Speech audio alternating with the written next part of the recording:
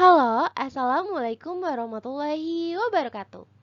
Kali ini Seni Budaya kita membahas materi merancang pementasan drama atau operet. Jangan lupa membaca basmalah terlebih dahulu. Bismillahirrohmanirrohim. Siapkan buku paket kalian dan buka halaman 304. Manajemen pementasan drama. Manajemen berasal dari kata to manage yang berarti mengatur atau merencanakan. Manajemen pertunjukan adalah proses perencanaan dan mengambil keputusan, mengorganisasikan, memimpin, dan mengendalikan sumber daya manusia, keuangan, fisik, dan informasi yang berhubungan dengan pertunjukan agar dapat terlaksana dengan baik.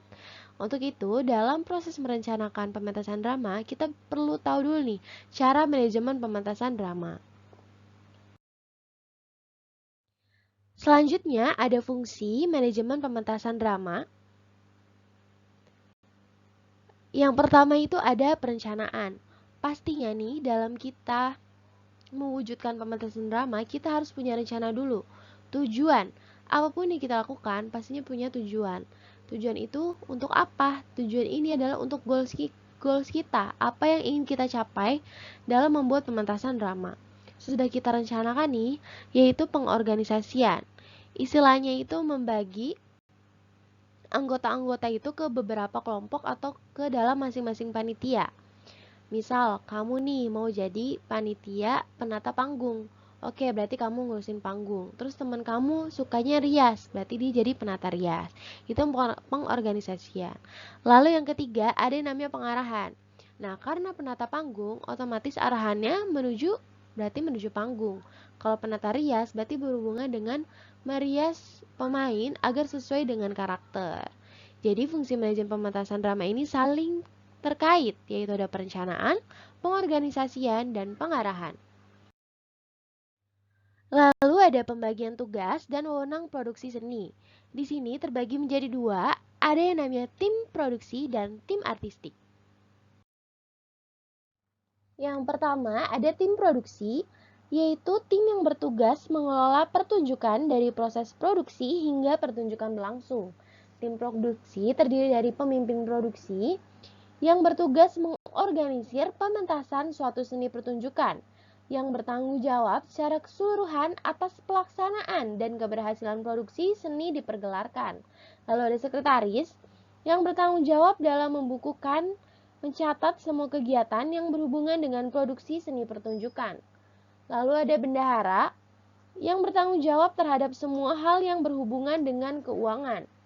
Lalu ada seksi-seksinya nih. Ada seksi dokumentasi yang bertanggung jawab atas foto, dokumen, atau gambar-gambar. Lalu ada publikasi yang bertanggung jawab terhadap segala urusan promosi dari kegiatan pementasan pertunjukan. Lalu ada dana. Nah, yaitu seksi yang mencari sponsor, habis itu uang dalam pelaksanaan pementasan seni pertunjukan. Lalu ada tiketing yang bertanggung jawab atas penjualan dan pembelian karcis pertunjukan. Lalu di tim produksi ada juga yang namanya house manager. Jadi kalau house manager ini dia itu istilahnya yang bertanggung jawab atas dalam layanan staf dan layanan publik. Nih di sini tercatat dalam layanan staf dan layanan publik. Nah, contoh seksi-seksinya apa aja? Yang pertama itu ada keamanan. Nah, dia berhubungan langsung dengan publik atau penonton. Lalu yang kedua ada konsumsi. Nah, itu berhubungan sama staf juga publik. Lalu yang ketiga ada transportasi untuk menjemput pemeran, terus staf-staf. Nah, ini termasuk host manager. Lalu yang terakhir adalah gedung tempat pementasan berlangsung. Nah, setelah kita punya tim produksi, ada namanya tim artistik yang bertugas menciptakan karya seni pertunjukan sesuai tema yang telah ditentukan. Tim artistik terdiri dari sutradara, pemeran, pimpinan artistik, serta ada namanya stage manager. Nah, stage manager adalah orang yang mengoordinasi seluruh bagian yang ada di panggung. Istilahnya dia itu seperti koor lapangan gitu. Lalu ada penata panggung, penata lampu, penata rias dan busana, penata suara, serta ada penata musik.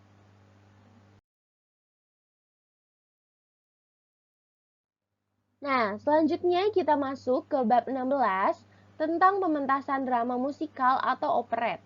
Buka halaman 320.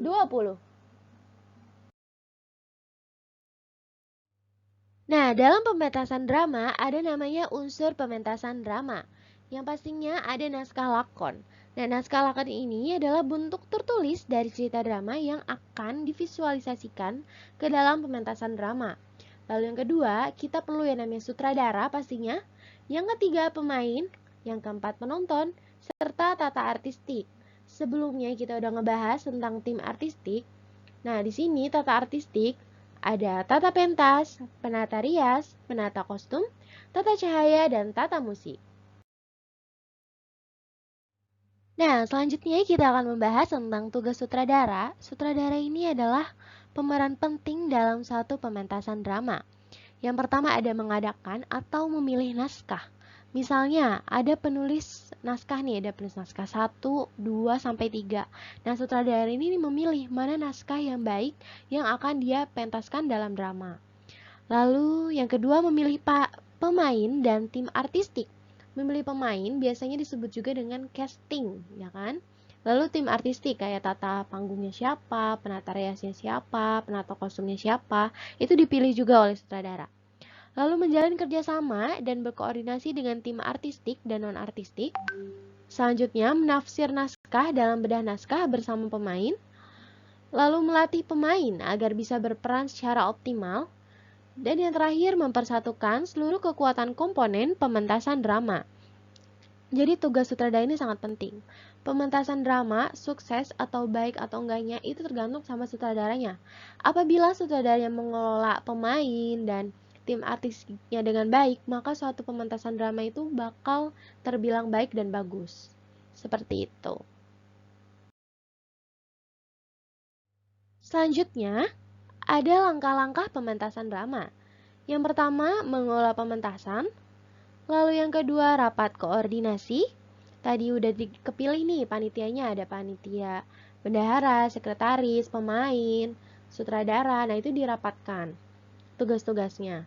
Lalu menyusun jadwal kegiatan produksi, menyusun jadwal latihan, perencanaan penataan dekorasi, penataan lampu, mengatur teknis pentas, persiapan latihan pemain, gladi resik, lalu terjadinya pementasan.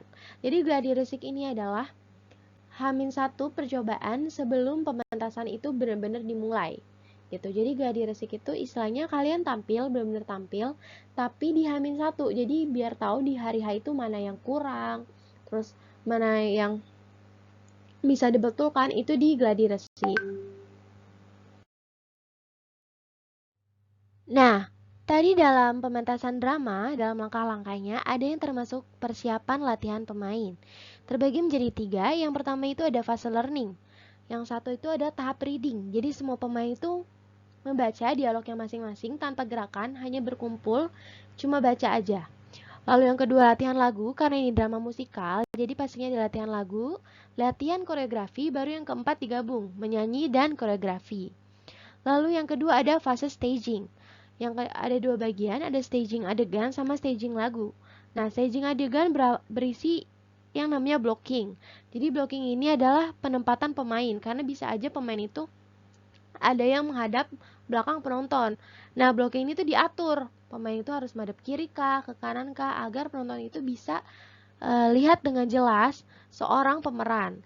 Lalu ada notasi staging. Jadi saat gladi resik atau saat latihan, itu butuh yang namanya direkam. Nah, nanti dilihat lagi nih di notasi staging rekaman itu. Apa yang kurang dalam pementasan atau saat latihan. Lalu ada spontanitas. Karena saat kita pementasan, bisa aja kita lupa dialog atau namanya salah langkah. Nah, dibutuhkan namanya spontanitas gitu dalam fase staging. Lalu yang kedua staging lagu.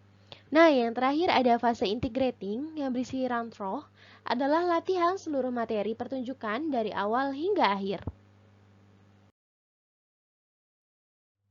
Nah, lalu selanjutnya ada tahap evaluasi. Jadi evaluasi ini terbagi menjadi dua, ada evaluasi kerja dan evaluasi pementasan.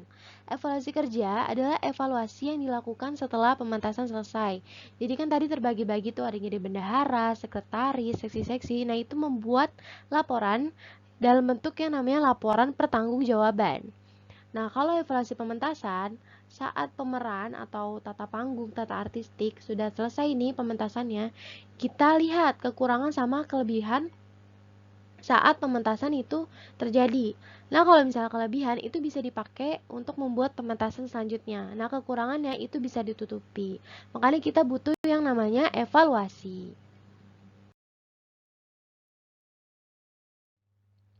Oke, sekian untuk materi seni budaya kali ini. Semoga bermanfaat. Sampai jumpa kembali. Wassalamualaikum warahmatullahi wabarakatuh.